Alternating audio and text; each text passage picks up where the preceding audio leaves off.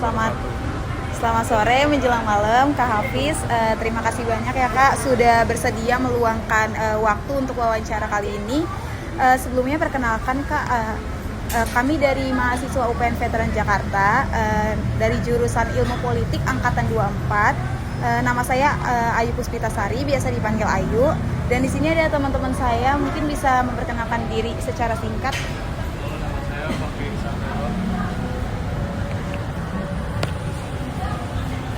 Nama saya Grisa Kalisa. Dan aku Alexander Josan.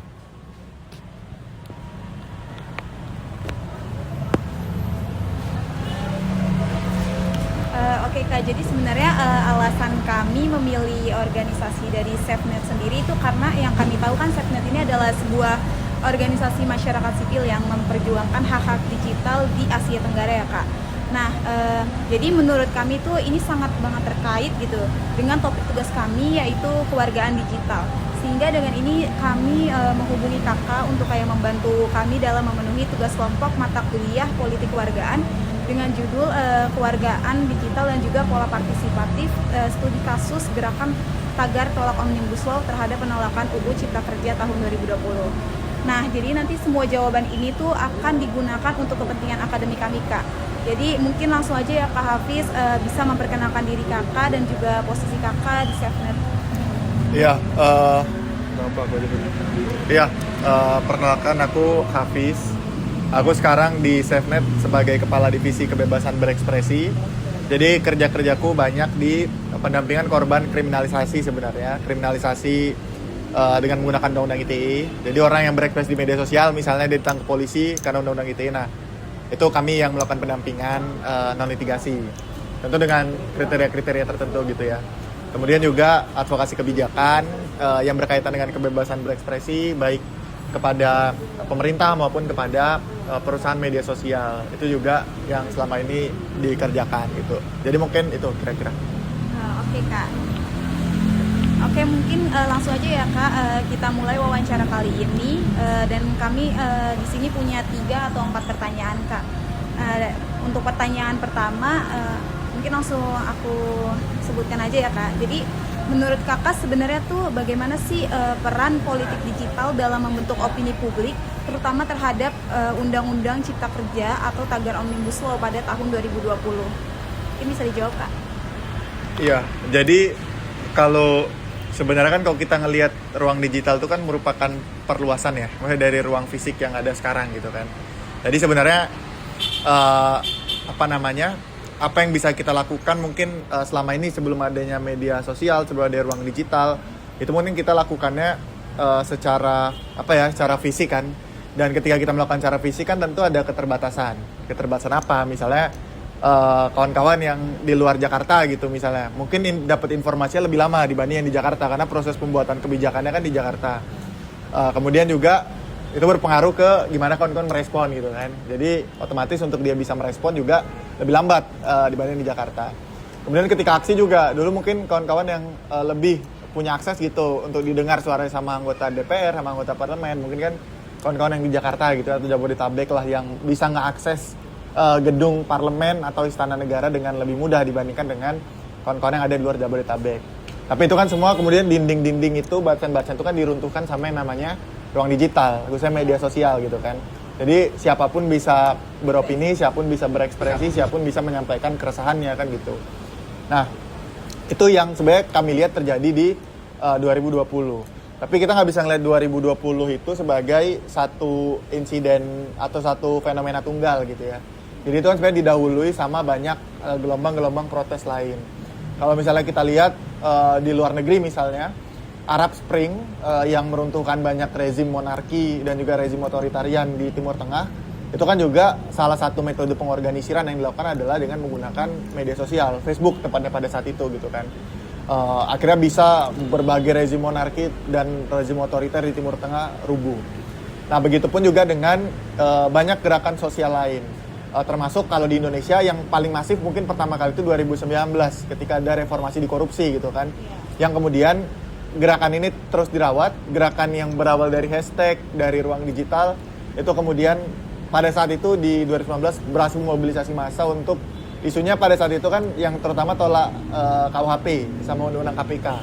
Nah kemudian konsolidasi online dan mobilisasi online ini ternyata terus dijaga sampai akhirnya di 2020 yang tolak Omnibus Law itu kan, tolak Omnibus Ciptaker. Dan itu mungkin dalam beberapa dalam derajat tertentu itu mungkin bisa dikatakan sukses dalam artian berhasil meningkatkan kesadaran publik kan soal bahayanya ada undang-undang itu. Walaupun di sisi lain kalau kita ngelihat dari objektifnya mungkin untuk menggagalkan mungkin nggak berhasil gitu kan, tapi paling nggak ada kesadaran publik yang berhasil tumbuh dan terus dirawat dari gerakan yang sangat masif di ruang digital pada saat itu.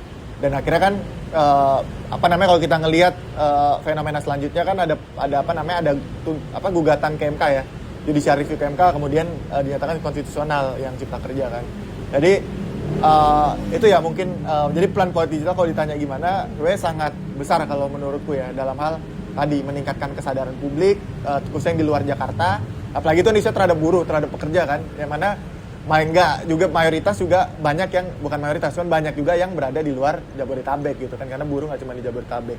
Jadi mungkin tadi itu ya, jadi bisa meningkatkan kesadaran tadi jadi peran utama. Oke, mungkin lanjut aja ya Kak ke pertanyaan kedua. Menurut Kakak, apakah ruang digital ini tuh bisa menjadi kayak alat alternatif bagi warga gitu untuk berpartisipasi dalam penolakan Omnibus Law ketika mekanisme partisipasi formal itu dibatasi oleh negara?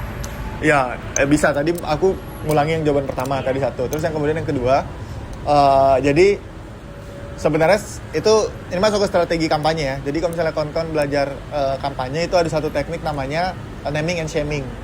Jadi itu beda sama strategi advokasi formal yang kamu bilang tadi kan. Advokasi misalnya kayak datang ke gedung DPR atau datang ke kantor kementerian terus nyampaikan aspirasi kita, nyampein paper kita. Nah, tapi itu satu hal, tapi ada hal lain yaitu naming and shaming yang ini biasanya digunakan memang untuk menekan pembuat kebijakan gitu. Supaya apa? Supaya bisa mengakomodir tuntutan kita. Jadi sebenarnya kalau kita ngomong negara demokrasi kan memang idealnya secara substansial itu harus ada jaminan atas namanya hak asasi manusia. Maksud diantaranya kebebasan berekspresi dan berpendapat. Nah, kebebasan berekspresi dan berpendapat ini harus dimiliki semua warga supaya apa? Supaya mereka bisa menjadi penyeimbang dalam hal kekuatan pemerintah kan, kekuatan pembuat kebijakan. Apalagi kalau kita ngeliat konteks Indonesia kan sudah sangat-sangat ini ya, sudah sangat terkonsolidasi pembuat kebijakan ya kan.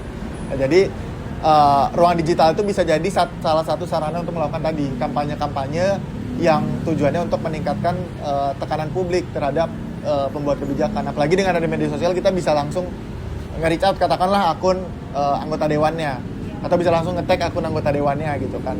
Walaupun mungkin yang megang ya bukan mereka langsung, mungkin ada staffnya atau admin yang megang gitu kan. Tapi paling enggak kita bisa lah ngenain ke mereka gitu, dan publik bisa tahu siapa orang yang sebenarnya bertanggung jawab atas pembuatan kebijakan-kebijakan yang kita anggap nggak bagus ini. Oke Kak, mungkin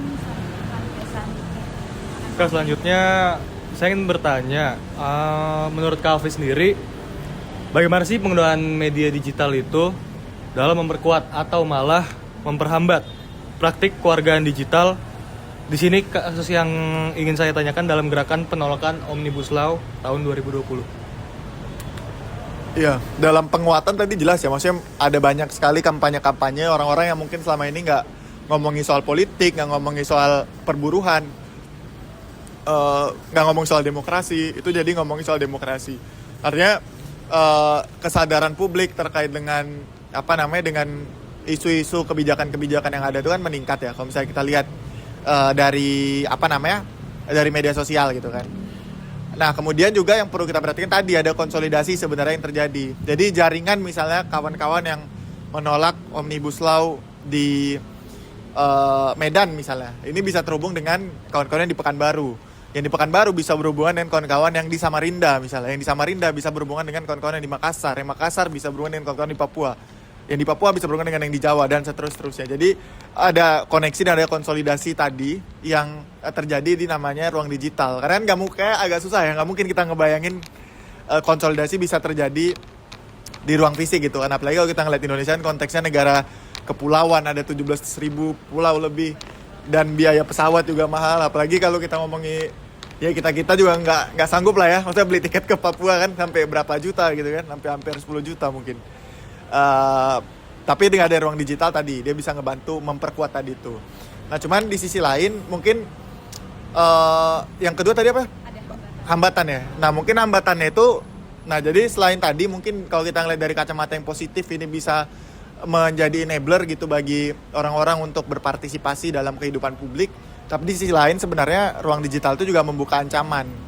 Ancaman apa? Ancaman digital gitu ya. Jadi serangan digital. Bisa aja orang karena misalnya bersuara di media sosial atau di ruang publik kemudian didoxing di media sosial, data pribadinya diungkap gitu kan.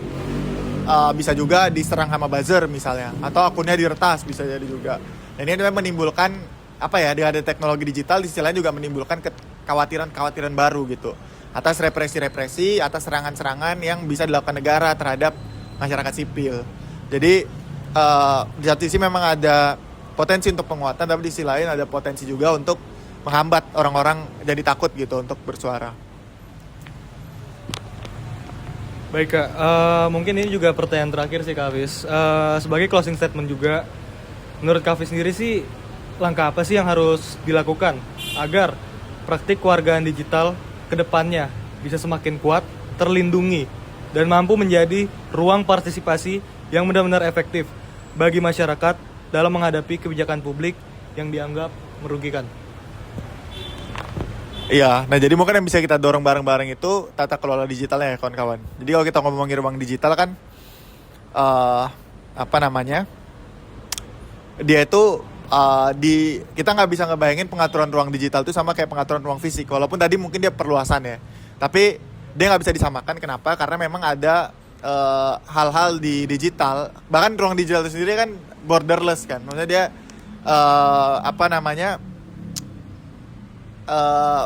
pemerintah itu nggak bisa punya kewenangan sepenuhnya untuk mengontrol ruang digital. Karena by nature ruang digital itu borderless. Jadi ada namanya tata kelola ruang digital atau digital governance. Nah di Indonesia digital governance ini sayangnya masih sangat-sangat menggunakan perspektif negara sentris gitu. Artinya pendekatan yang dipakai untuk atur ruang digital itu masih pendekatan yang sifatnya itu keamanan, kemudian juga pertahanan. Tapi belum sepenuhnya menggunakan pendekatan tata kelola internet yang diakui secara global. Dia yang sebenarnya menekankan pada keterbukaan dan juga partisipasi seluruh kelompok kepentingan lah ya, seluruh stakeholder gitu.